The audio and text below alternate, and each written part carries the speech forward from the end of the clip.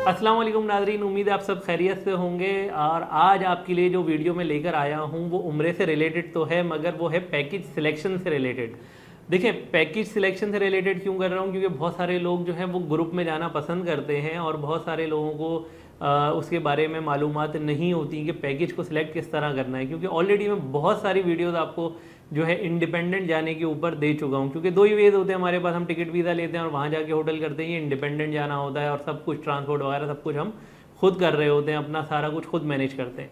और सेकंड हम ये करते हैं, हम ग्रुप के साथ चले जाते हैं। ग्रुप में जाते हैं तो ग्रुप में हम क्या देखें, सवाल ये है। क्योंकि पैकेजेस तो बहुत सारे हैं और बहुत सारे ट्रैवल एजेंट्स जो हैं वो दे रहे होते हैं और दायरे हर कोई अपने तौर पे अच्छा ही बनाने की कोशिश करता है। मगर डेफिनेट है कि उस सहूलत किस में ज़्यादा है, पैसों का मैटर है इसमें कि किसी के कम हैं किसी के ज़्यादा हैं। तो आखिर हमने देखना क्या है, किसी के पैसे कम क्यों हैं, किसी के पैसे ज़्यादा क्यों हैं। देखिए, कुछ लोग बनाते हैं ऐसे पैकेजेस जो कि कंफर्टेबल होते हैं, उनका जो हाजी जाता है उम्रे के लिए वो कंफर्टेबल रहे।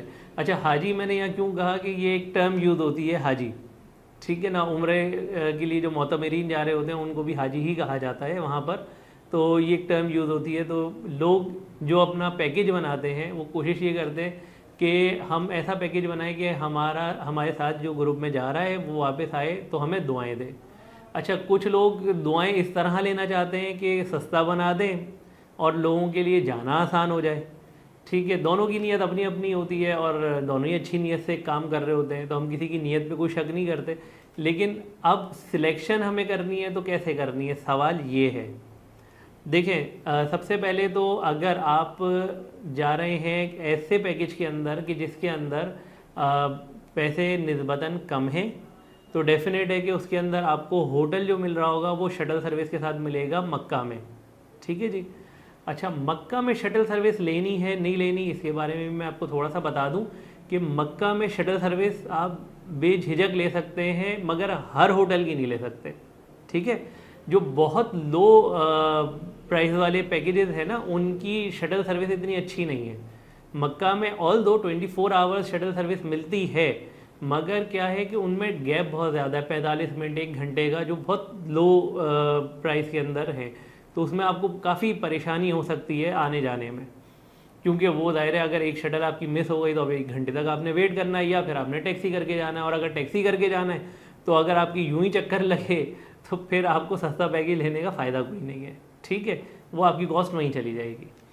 अच्छा, दूसरा ये है कि कुछ पैकेजेस ऐसे हैं जिनमें बड़े अच्छे होटल होते हैं, साफ़ सुथरे होटल होते हैं और उनकी शटल सर्विस बहुत होती है अच्छी, यानी हर 15-20 मिनट के ऊपर चल रही है और आपको आने जाने में कोई प्रॉब्लम नहीं हो रही, आपको बहुत अच्छा जो है ना वो रहता है। शटल सर्विस वाले होटल मैं आजकल लोगों को रेकमेंड कर रहा हूँ, खुसूसन वो वाले जिनकी शटल सर्विस अच्छी है। उसकी वजह मैं आपको बता दूं कि शटल सर्विस वाली जो आपको होटल हैं उनमें आपको परेशानी कम है। क्यों परेशानी कम है कि आप अगर आप इकनॉमिकल होटल लेते हैं तो भी आपको वो इकनॉमिकल होटल जो है हरम के करीब करीब, मक्के में मैं आपसे बात करूं तो वो आपको 500 मीटर से कम पे नहीं मिलेगा।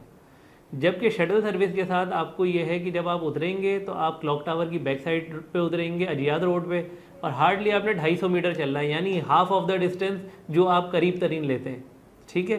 500 मीटर मैं आपको कह रहा हूँ, हो सकता है कि 800 मीटर हो वॉकिंग डिस्टेंस, क्योंकि बाद मरतबा आपको गलियों के अंदर मिलते हैं होटल। तो यूँ आपको ये होटल करीब पड़ता है दूर होने के बावजूद।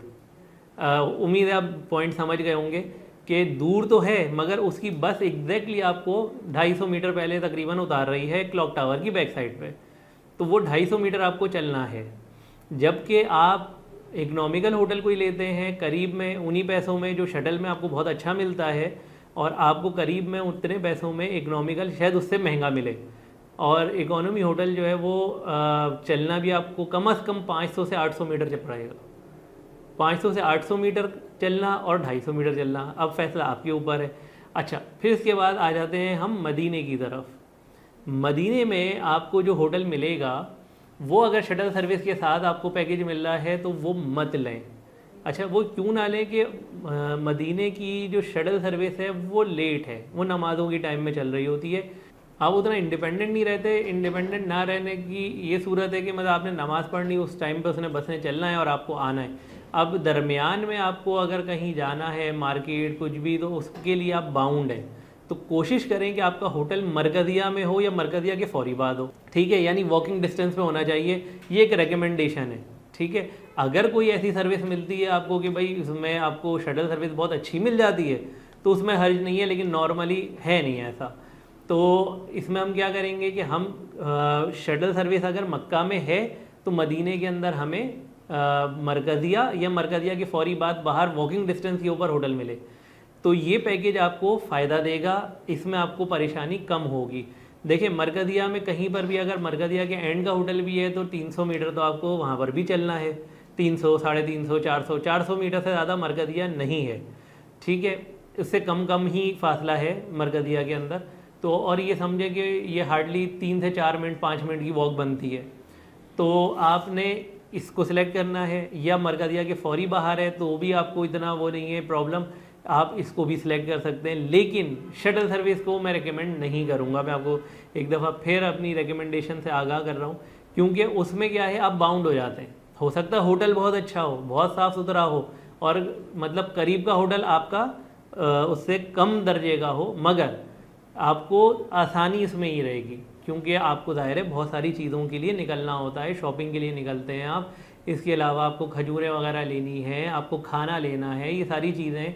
तो इसमें आप टाइम बाउंड नहीं होते, इसमें आप फ्लेक्सिबल रहते हैं, ईजी रहते हैं, ठीक है। मक्का की शटल सर्विस 15-20 मिनट वाली मिल जाती है, शटल सर्विस जो है जो होटल अच्छे हैं उनकी, तो आपको इतनी प्रॉब्लम नहीं होती। आपने जो चीज़ें लेनी है, जो चीज़ें ख़रीदनी है, उसमें भी आना जाना आपको ईजी हो जाता है। तो पैकेजेस इस तरह के देखें कि भले मक्का में शटल हो, उसका होटल आप ज़रूर देखें, और उसके बाद आप मदीने में मरकज़िया देखें या मरकज़िया के फौरी बाहर का देखें, तो आपको फ़ायदा है। पैसों पे ना जाएं, जहां आप इतने लाख खर्च कर रहे हैं वहाँ चंद हज़ार ना देखें। उन चंद हज़ार को खर्च करके अपने कंफर्ट को जो है ना वो आपने रखना है सामने, क्योंकि अगर आप वहाँ जाके इरिटेट होना शुरू हो गए तो आपकी इबादत में वो ज़ौक़ और शौक़ नहीं आएगा जिसके लिए आप जा रहे हैं।